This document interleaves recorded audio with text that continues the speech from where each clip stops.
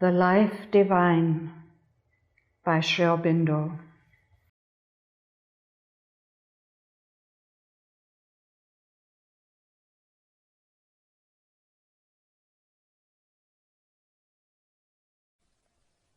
Chapter 19. Life.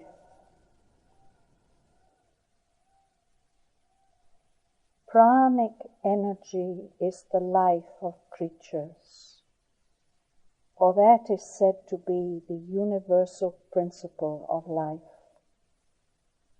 Savitri Upanishad.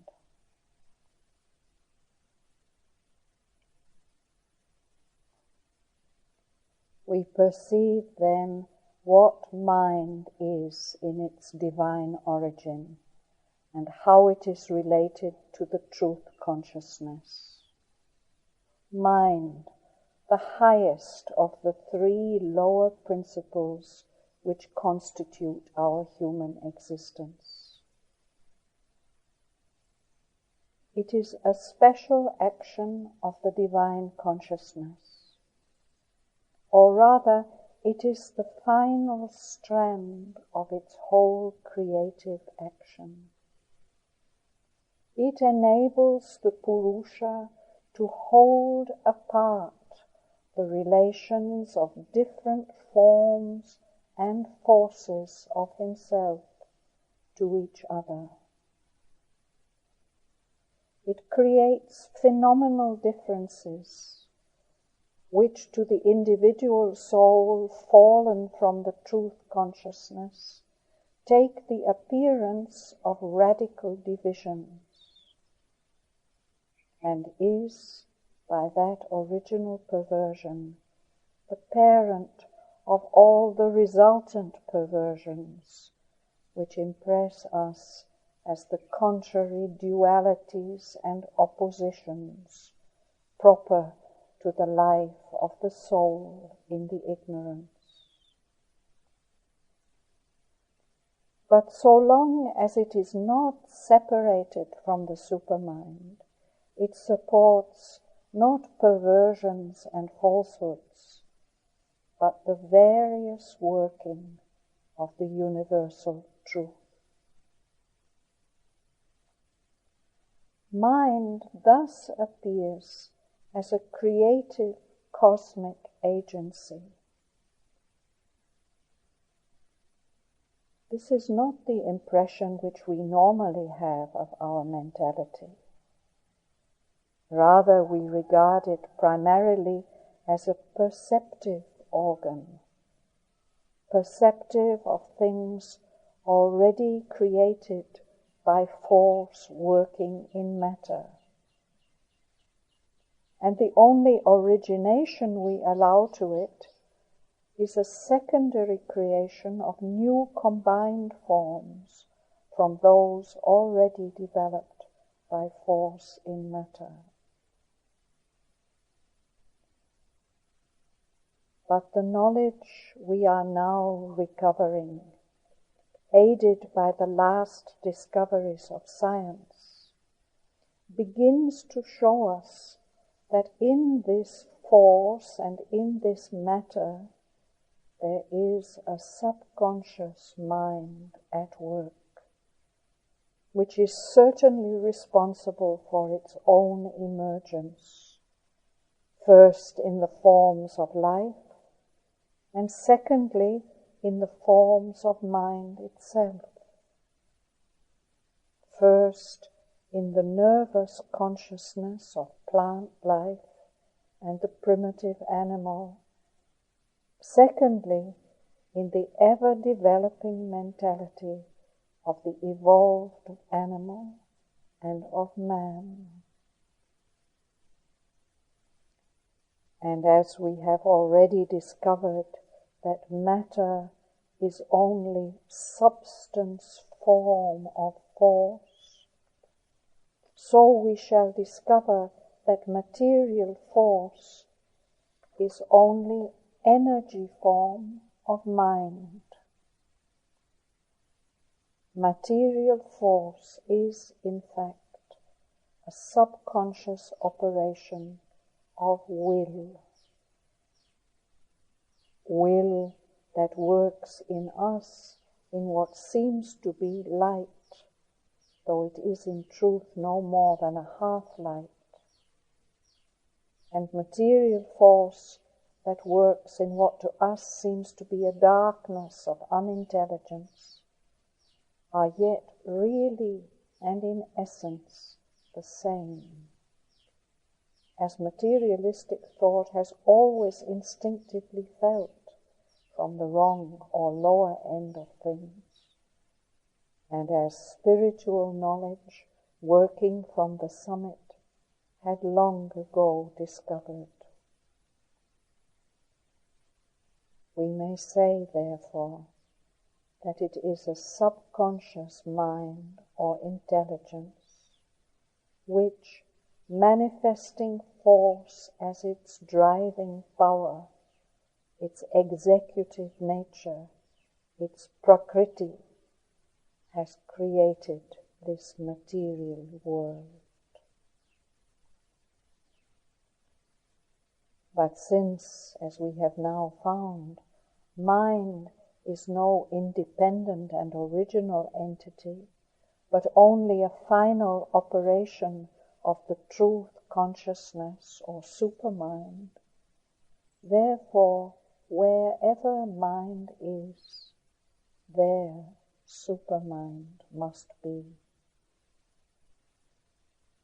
Supermind, or the truth consciousness, is the real creative agency of the universal existence. Even when mind is in its own darkened consciousness separated from its source, yet is that larger movement always there in the workings of mind, forcing them to preserve their right relation, evolving from them the inevitable results they bear in themselves, producing the right tree from the right seed. It compels even the operations of so brute, inert, and darkened a thing as material force to result in a world of law, of order, of right relation, and not as it would otherwise be, of hurtling chance and chaos. Obviously, this order and right relation can only be relative, and not the supreme order and supreme right which would reign if mind were not in its own consciousness separated from supermind. It is an arrangement, an order of the results right and proper to the action of dividing mind, and its creation of separative oppositions, its dual contrary sides of the one truth. The divine consciousness, having conceived and thrown into operation the idea of this dual or divided representation of itself, deduces from it in real idea and educes practically from it in substance of life by the governing action of the whole truth consciousness behind it, its own inferior truth or inevitable result of various relation. For this is the nature of law or truth in the world, that it is the just working and bringing out of that which is contained in being, implied in the essence and nature of the thing itself, latent in its self-being and self-law, Svabhava and Svadharma, as seen by the divine knowledge. To use one of those wonderful formulas of the Upanishad, which contain a world of knowledge in a few revealing words, it is the self-existent who, as the seer and thinker, becoming everywhere, has arranged in himself all things rightly, from years eternal, according to the truth of that which they are.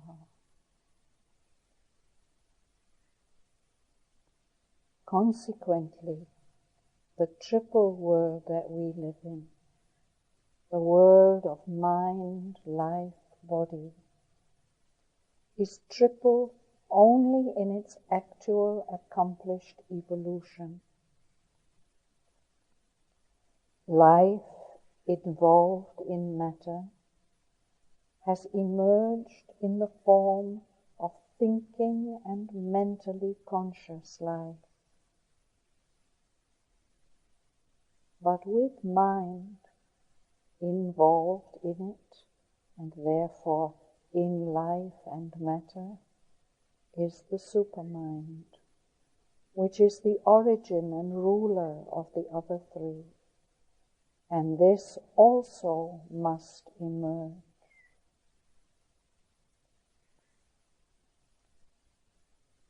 We seek for an intelligence at the root of the world, because intelligence is the highest principle of which we are aware, and that which seems to us to govern and explain all our own action and creation.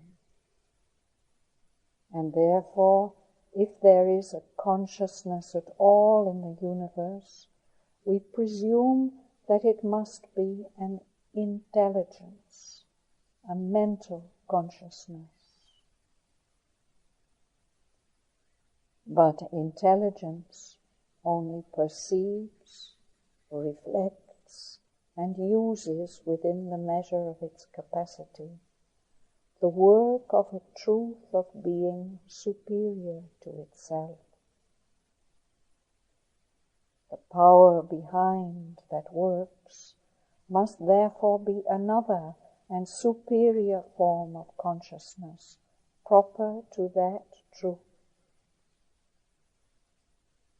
We have accordingly to mend our conception and affirm that not a subconscious mind or intelligence, but an involved supermind, which puts mind in front of it as the immediately active special form of its knowledge will, subconscious in force, and uses material force or will subconscious in substance of being as its executive nature or prakriti, has created this material universe.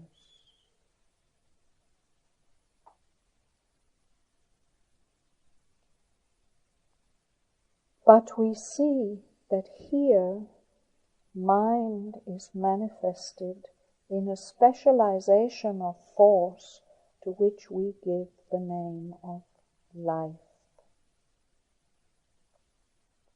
What then is life? And what relation has it to supermind? To this supreme trinity of Satchidananda, active in creation by means of the real idea or truth consciousness? From what principle in the Trinity does it take its birth? Or by what necessity, divine or undivine, of the truth or the illusion, does it come into being.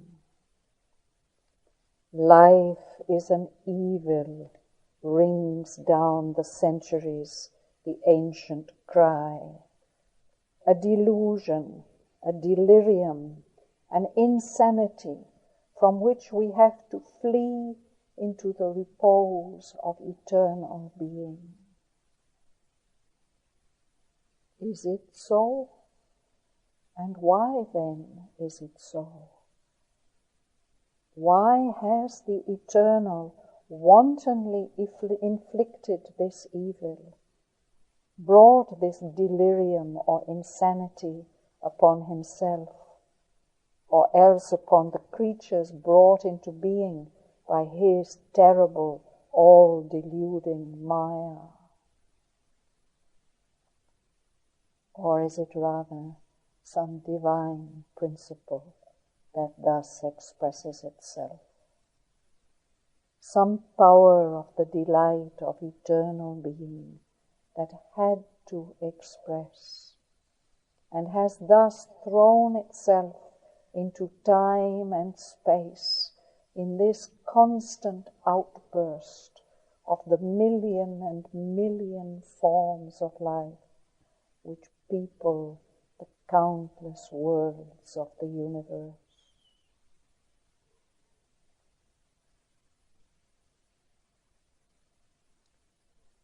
When we study this life as it manifests itself upon earth with matter as its basis, we observe that essentially it is a form of the one cosmic energy, a dynamic movement or current of it, positive and negative, a constant act or play of the force which builds up forms, energizes them by a continual stream of stimulation, and maintains them by an unceasing process of disintegration and renewal of their substance.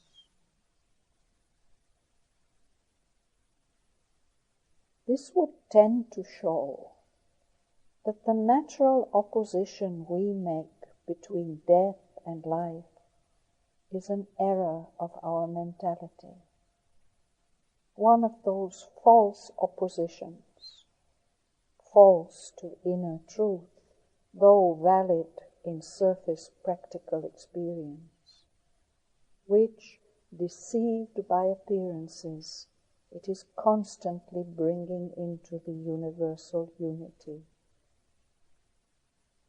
Death has no reality except as a process of life. Disintegration of substance and renewal of substance, maintenance of form and change of form are the constant process of life. Death is merely a rapid disintegration, subservient to life's necessity of change and variation of formal experience. Even in the death of the body, there is no cessation of life. Only the material of one form of life is broken up to serve as material for other forms of life. Similarly, we may be sure in the uniform law of nature that if there is in the bodily form a mental or psychic energy, that also is not destroyed, but only breaks out from one form to assume others by some process of metempsychosis or new ensouling of body. All renews itself, nothing perishes.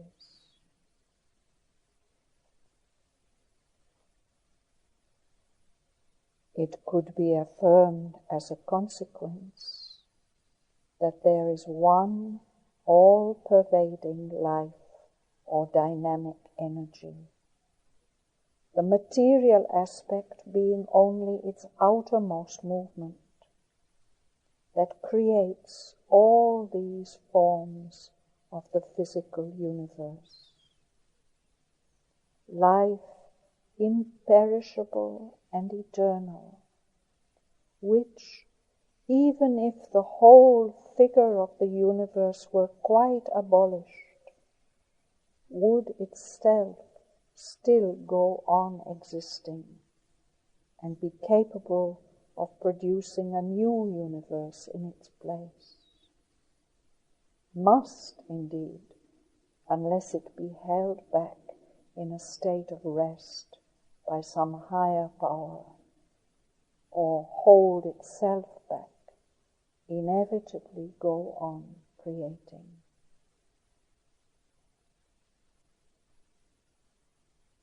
In that case, life is nothing else than the force that builds and maintains and destroys forms in the world. It is life that manifests itself in the form of the earth as much as in the plant that grows upon the earth, and the animals that support their existence by devouring the life force of the plant or of each other. All existence here is a universal life that takes form of matter. It might, for that purpose, hide life process in physical process before it emerges as sub-mental sensitivity and mentalized vitality, but still it would be throughout the same creative life principle. It will be said, however, that this is not what we mean by life.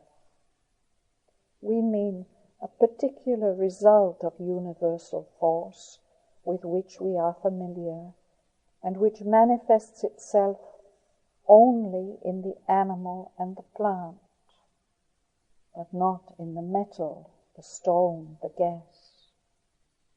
Operates in the animal cell, but not in the pure physical atom.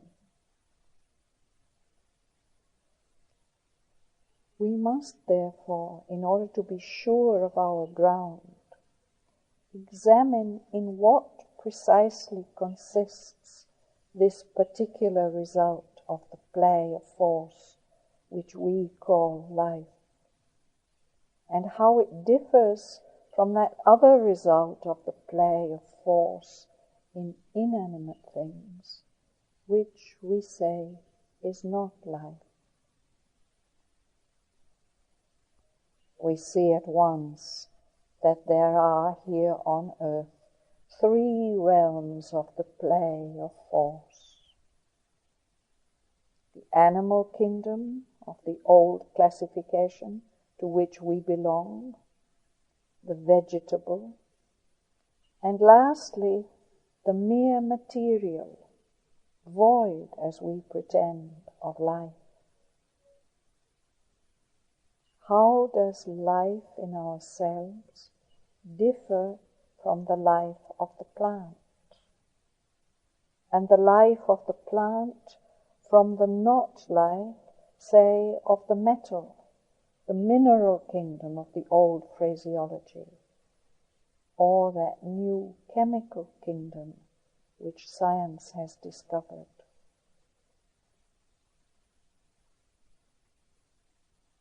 Ordinarily, when we speak of life, we have meant animal life, that which moves, breathes, eats, feels, desires.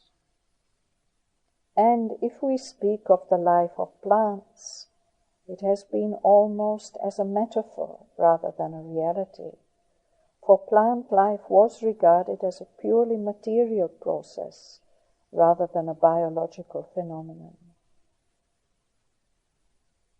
Especially, we have associated life with breathing. The breath is life. It was said in every language.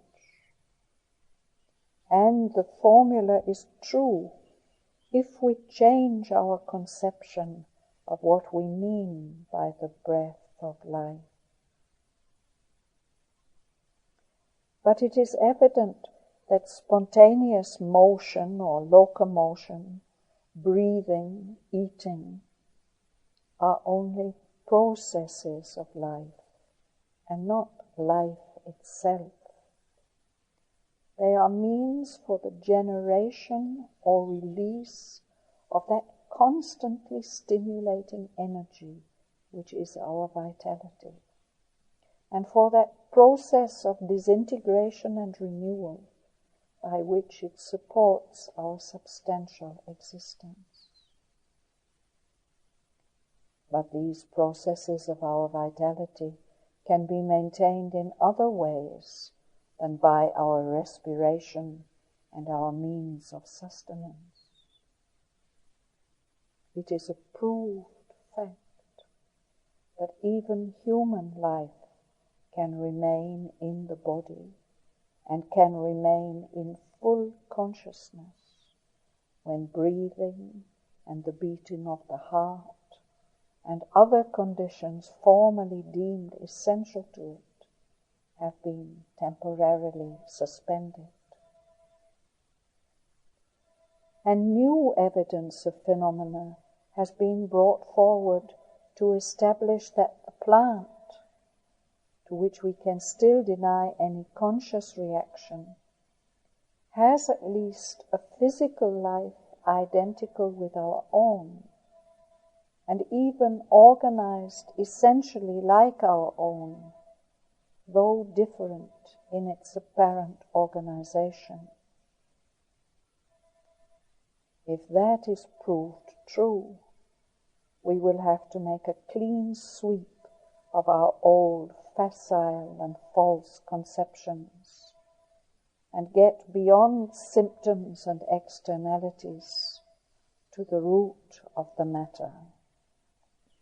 In some recent discoveries, which, if their conclusions are accepted, must throw an intense light on the problem of life in matter, a great Indian physicist has pointed attention to the response to stimulus as an infallible sign of the existence of life. It is especially the phenomenon of plant life that has been illumined by his data and illustrated in all its subtle functionings. But we must not forget that in the essential point, the same proof of vitality, the response to stimulus, the positive state of life and its negative state, which we call death, have been affirmed by him in metals as in the plant. Not indeed with the same abundance, not indeed so as to show an essentially identical organization of life, but it is possible that, could instruments of the right nature and sufficient delicacy be invented, more points of similarity between the metal and plant life could be discovered. And even if it prove not to be so, this might mean that the same or any life organization is absent, but the beginnings of vitality could still be there. But if life, however rudimentary in its symptoms, exists in the metal, It must be admitted as present, involved perhaps, or elementary and elemental in the earth, or other material existences akin to the metal. If we can pursue our inquiries farther, not obliged to stop short where our immediate means of investigation fail us, we may be sure from our unvarying experience of nature that investigations thus pursued will in the end prove to us that there is no break, no rigid line of demarcation between the earth and the metal formed in it, or between the metal and the plant. And, pursuing the synthesis farther, that there is none either between the elements and atoms that constitute the earth or metal and the metal or earth that they constitute. Each step of this graded existence prepares the next, holds in itself what appears in that which follows it. Life is everywhere, secret or manifest, organized or elemental, involved or evolved, but universal, all-pervading, imperishable. Only its forms and organizings differ.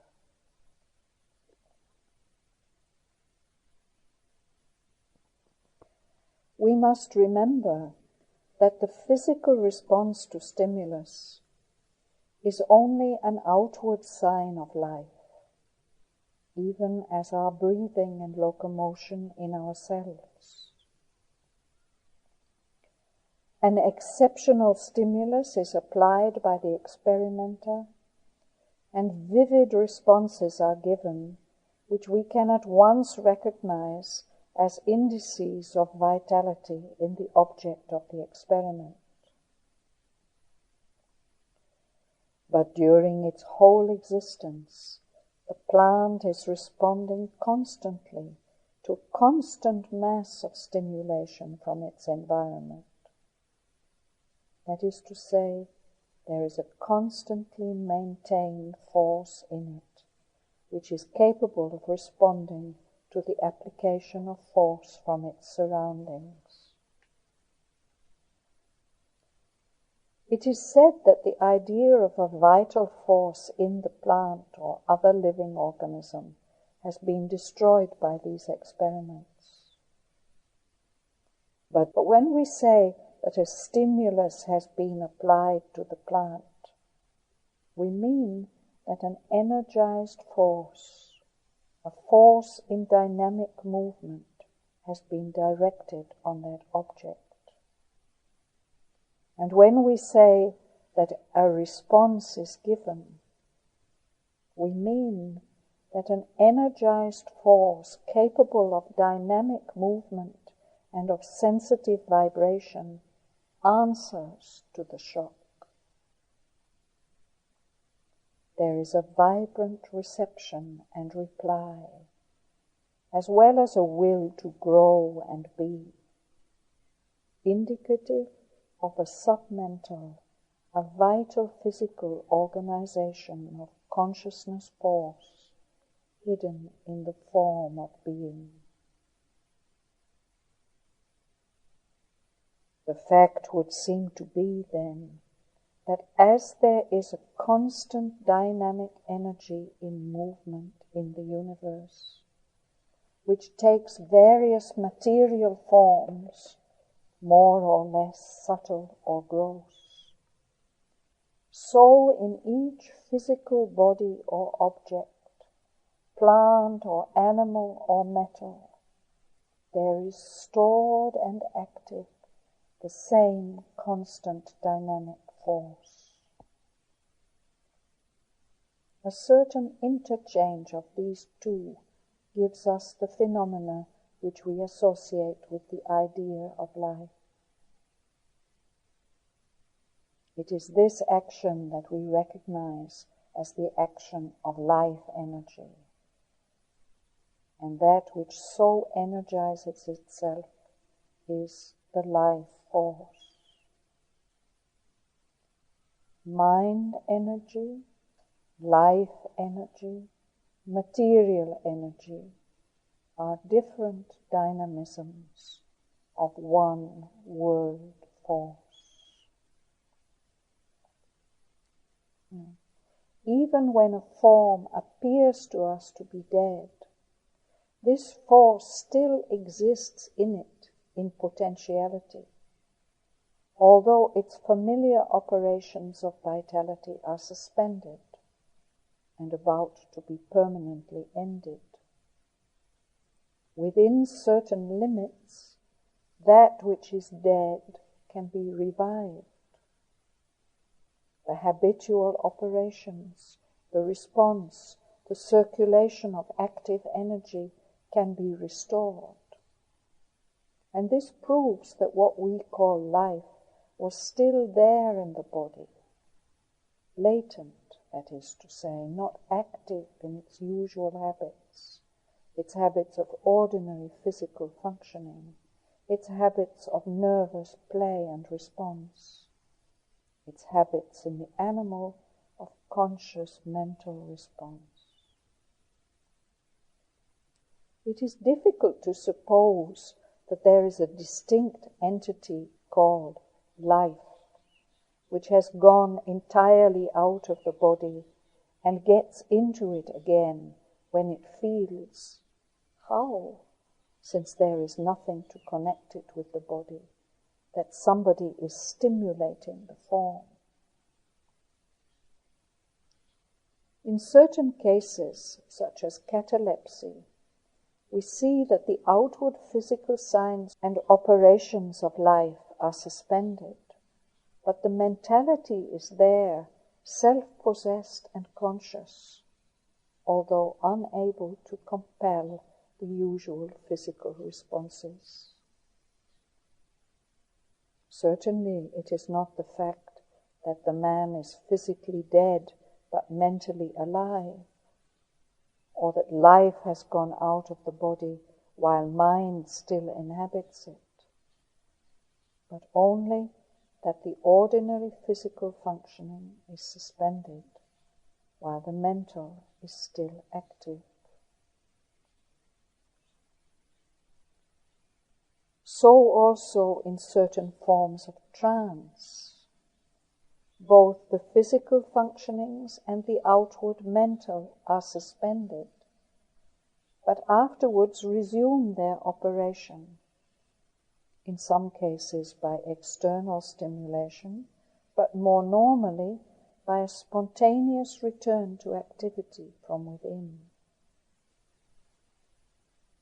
What has really happened is that the surface mind force has been withdrawn into subconscious mind, and the surface life force into subactive life. And either the whole man has lapsed into the subconscious existence, or else he has withdrawn his outer life into the subconscious, while his inner being has been lifted into the superconscient. But the main point for us at present is that the force, whatever it be, that maintains dynamic energy of life in the body, has indeed suspended its outer operations, but still informs the organized substance.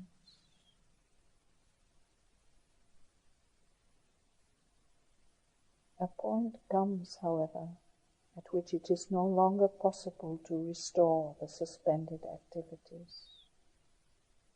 And this occurs when either such a lesion has been inflicted on the body as to make it useless or incapable of the habitual functioning, or in the absence of such lesion, when the process of disintegration has begun.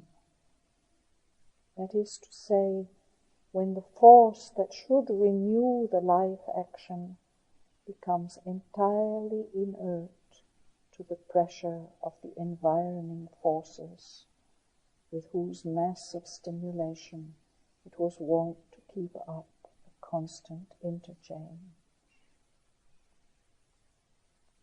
Even then, there is life in the body, but a life that is busy only with the process of disintegrating the formed substance, so that it may escape in its elements and constitute with them new forms.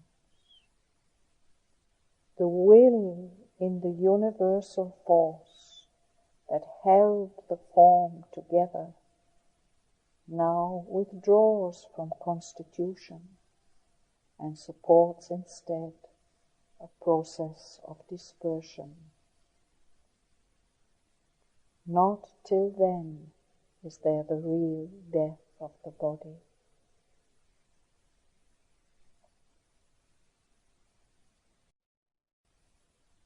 Life, then, is the dynamic play of a universal force, a force in which mental consciousness and nervous vitality are in some form, or at least in their principle, always inherent, and therefore they appear and organize themselves in our world in the forms of matter. The life play of this force manifests itself as an interchange of stimulation and response to stimulation between the different forms it has built up, and in which it keeps up its constant dynamic pulsation. Each form is constantly taking into itself and giving out again the breath and energy of the common force.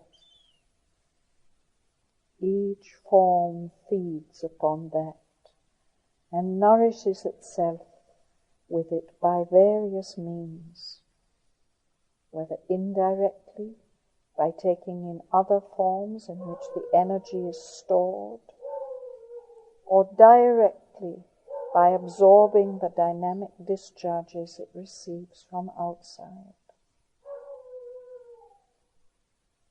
All this is the play of life, but it is chiefly recognizable to us where the organization of it is sufficient for us to perceive its more outward and complex movements, and especially where it partakes of the nervous type of vital energy which belongs to our own organization.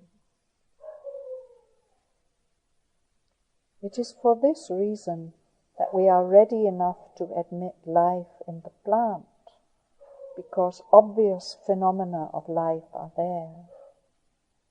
And this becomes still easier if it can be shown that it manifests symptoms of nervosity and has a vital system not very different from our own, but are unwilling to recognize it in the metal and the earth and the chemical atom, where these phenomenal developments can with difficulty be detected, or do not apparently at all exist. Is there any justification for elevating this distinction into an essential difference? What, for instance, is the difference between life in ourselves and life in the plant? We see that they differ first in our possession of the power of locomotion, which has evidently nothing to do with the essence of vitality. And secondly, in our possession of conscious sensation, which is, so far as we know, not yet evolved in the plant. Our nervous responses are largely, though by no means always or in their entirety, attended with the mental response of conscious sensation. They have a value to the mind as well as to the nerve system and the body agitated by the nervous action. In the plant, it would seem that there are symptoms of nervous sensation, including those which would be in us rendered as pleasure and pain, waking and sleep, exhilaration, dullness and fatigue, and the body is inwardly agitated by the nervous action, but there is no sign of the actual presence of mentally conscious sensation. But sensation is sensation, whether mentally conscious or vitally sensitive, and sensation is a form of consciousness. When the sensitive plant shrinks from a contact, it appears that it is nervously affected, that something in it dislikes the contact and tries to draw away from it. There is, in a word, a subconscious sensation in the plant, just as there are, as we have seen, subconscious operations of the same kind in ourselves. In the human system, it is quite possible to bring these subconscious perceptions and sensations to the surface long after they have happened and have ceased to affect the nervous system. And an ever-increasing mass of evidence has irrefutably established the existence of a subconscious mentality in us, much vaster than the conscious. The mere fact that the plant has no superficially vigilant mind which can be awakened to the valuation of its subconscious sensations makes no difference to the essential identity of the phenomena. The phenomena being the same, the thing they manifest must be the same, and that thing is a subconscious mind. And it is quite possible that there is a more rudimentary life operation of the subconscious sense mind in the metal, although in the metal there is no bodily agitation corresponding to the nervous response. But the absence of bodily agitation makes no essential difference to the presence of vitality in the metal, any more than the absence of bodily locomotion makes an essential difference to the presence of vitality in the plant.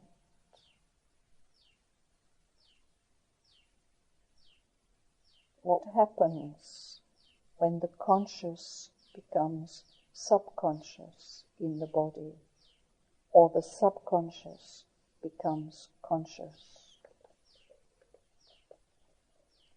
The real difference lies in the absorption of the conscious energy in part of its work, its more or less exclusive concentration. In certain forms of concentration, what we call the mentality, that is to say, the prajnana or apprehensive consciousness, almost or quite ceases to act consciously. Yet the work of the body and the nerves and the sense mind goes on unnoticed but constant and perfect. It has all become subconscious, and only in one activity or chain of activities is the mind luminously active. While I write, the physical act of writing is largely or sometimes entirely done by the subconscious mind. The body makes unconsciously, as we say, certain nervous movements. The mind is awake only to the thought with which it is occupied. The whole man indeed may sink into the subconscious, yet habitual movements implying the action of mind may continue, as in many phenomena of sleep. Or he may rise into the superconscious and yet be active with the subliminal mind in the body, as in certain phenomena of samadhi or yoga trance. It is evident then that the difference between plant sensation and our sensation is simply that in the plant, the conscious force manifesting itself in the universe has not yet fully emerged from the sleep of matter, from the absorption which entirely divides the worker force from its source of work in the superconscious knowledge, and therefore does subconsciously what it will do consciously when it emerges in man from its absorption and begins to wake, though still indirectly, to its knowledge self. It does exactly the same things, but in a different way and with a different value in terms of consciousness.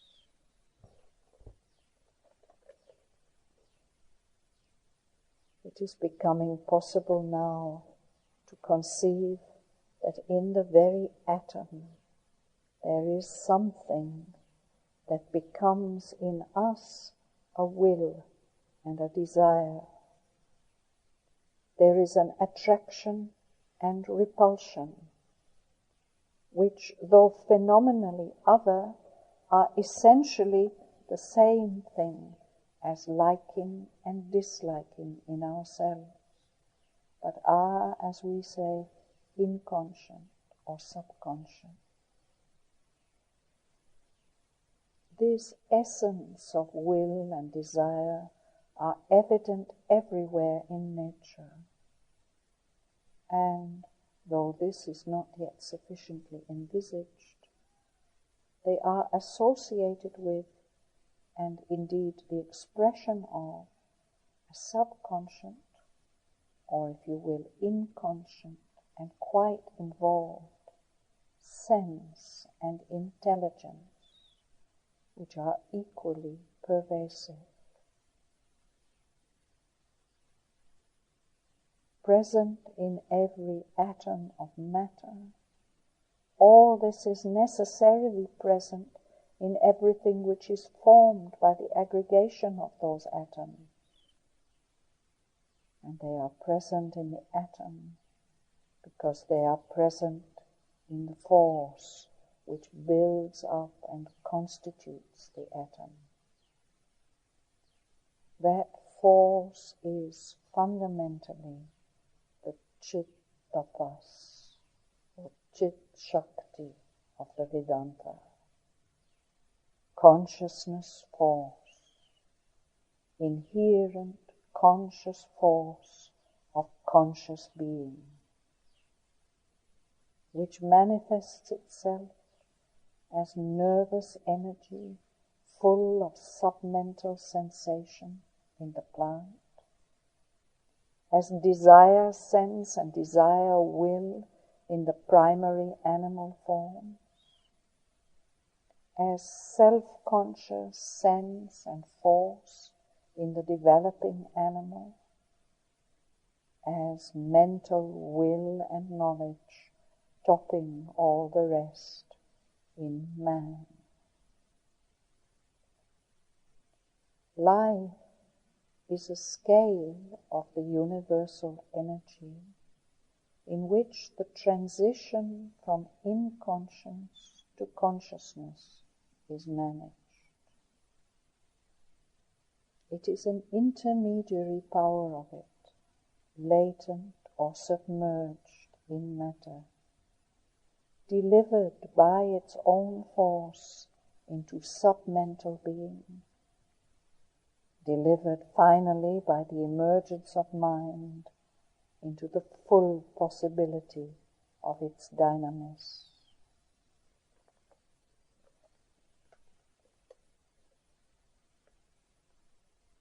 Apart from all other considerations, this conclusion imposes itself as a logical necessity if we observe even the surface process of the emergence in the light of the evolutionary theme.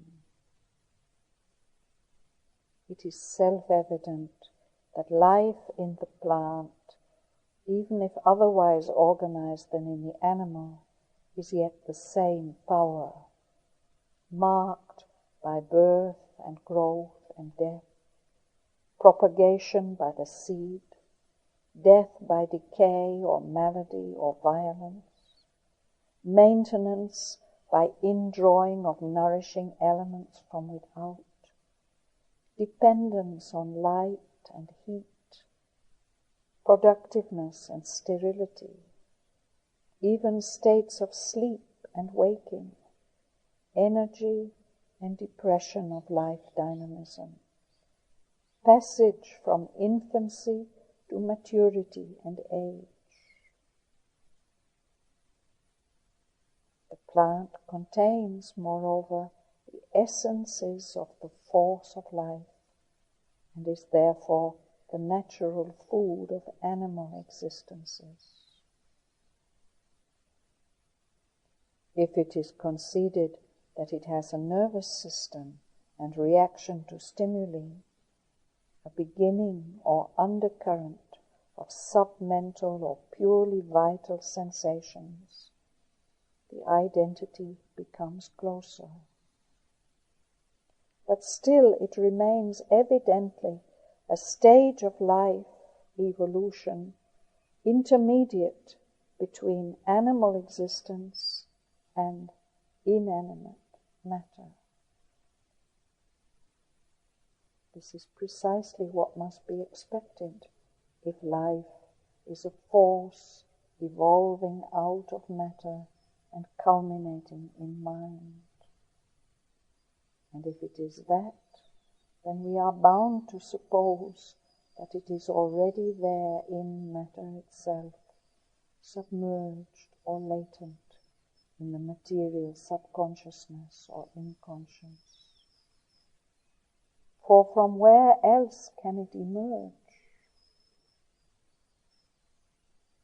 Evolution of life in matter supposes a previous involution of it there, unless we suppose it to be a new creation magically and unaccountably introduced into nature.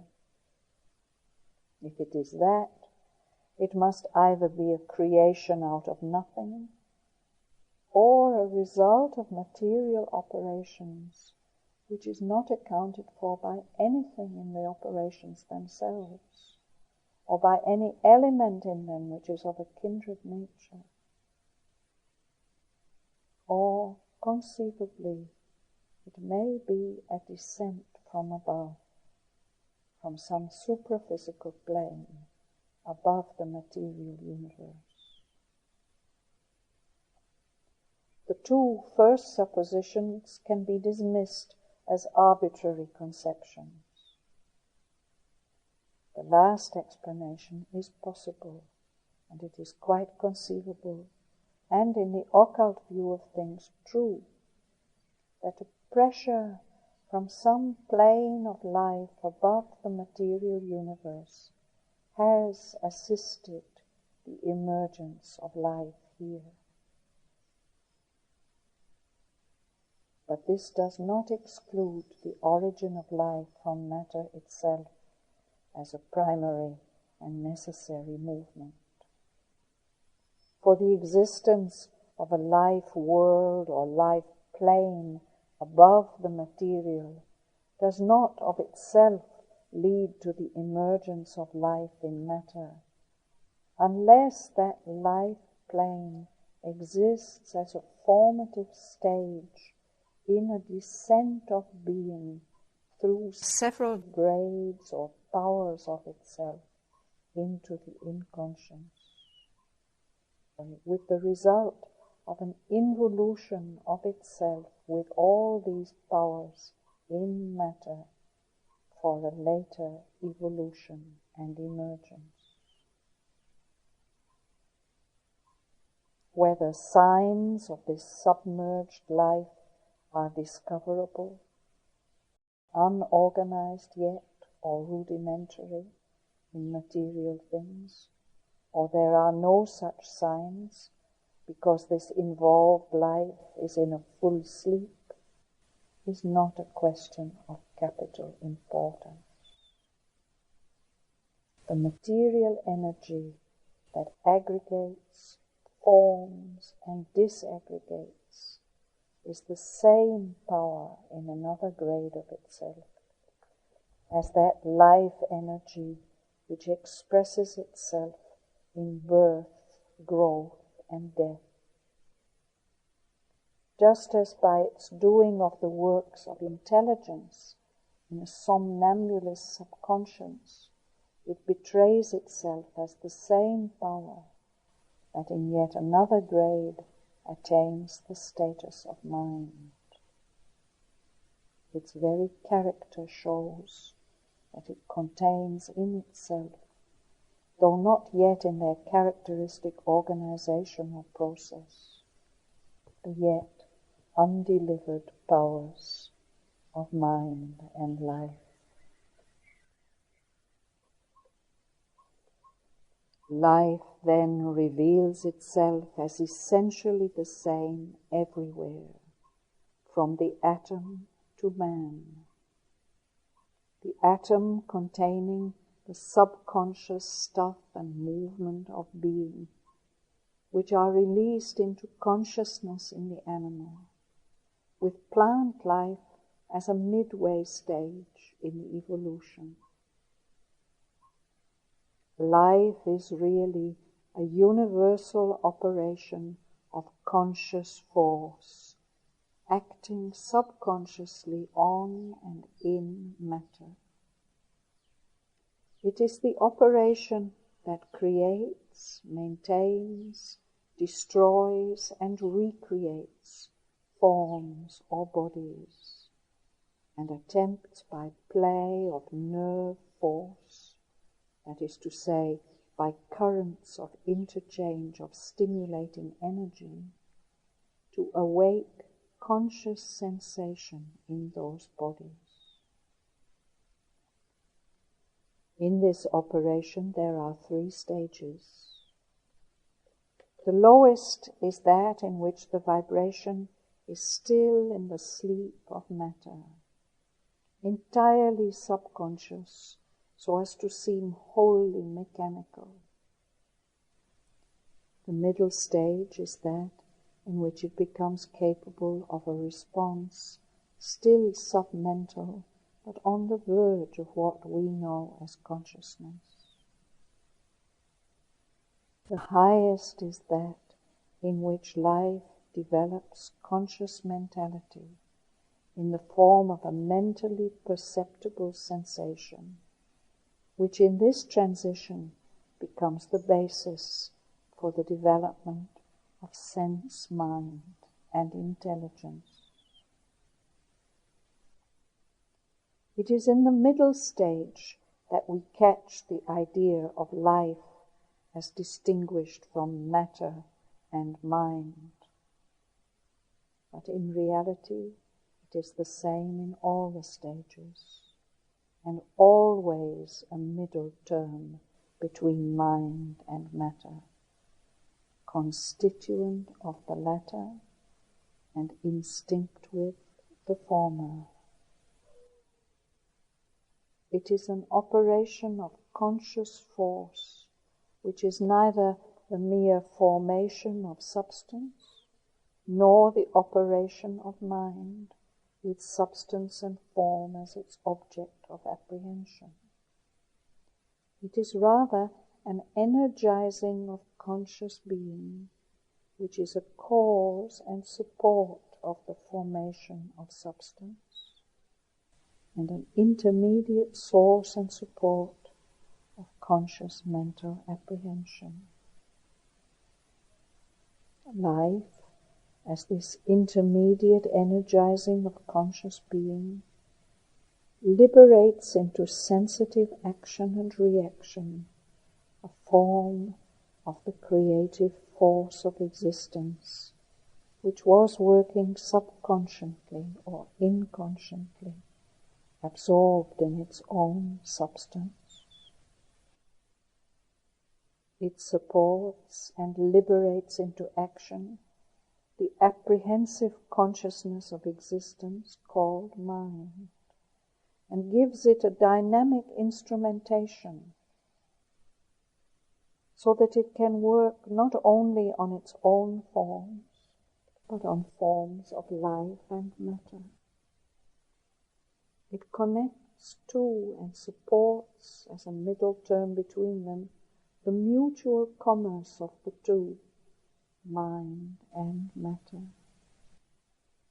This means of commerce life provides in the continual currents of her pulsating nerve energy, which carry force of the form as sensation to modify mind, and bring back force of mind as will to modify matter. It is therefore this nerve energy which we usually mean when we talk of life. It is the prana, or life force, of the Indian system. But nerve energy is only the form it takes in the animal being. The same pranic energy is present in all forms, down to the atom, since everywhere it is the same in essence, and everywhere it is the same operation of conscious force. Force supporting and modifying the substantial existence of its own form. Force with sense and mind secretly active, but at first involved in the form and preparing to emerge, then finally emerging from their evolution. This is the whole significance of the omnipresent life that has manifested and inhabits the material universe.